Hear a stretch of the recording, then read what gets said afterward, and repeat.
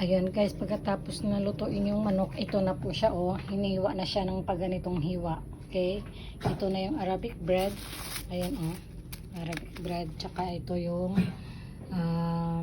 cabbage and cucumber. Ayan.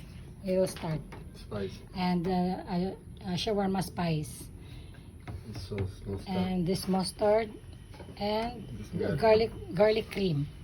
Ayan. Garlic cream yan. Ayan. That spicy, they can put as much as they like.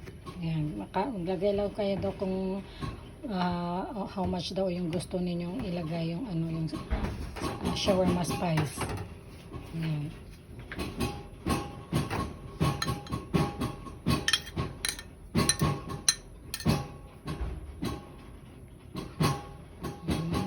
And also somebody they can put like bell pepper or tomato or carrot.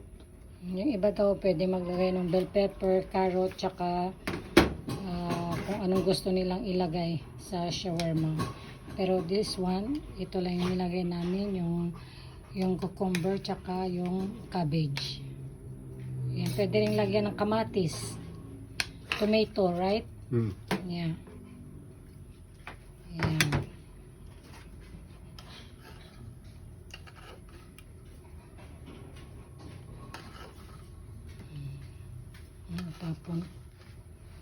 Tapon doon, ano dito. Okay.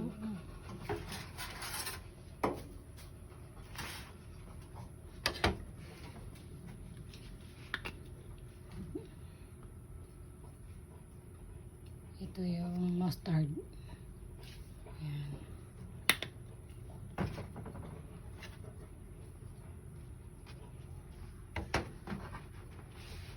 Then roll it.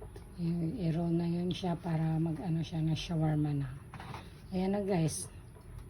And then Tapos initin siya guys sa sa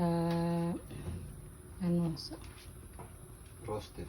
oo, para medyo siya mag roast ng konti. Ayan.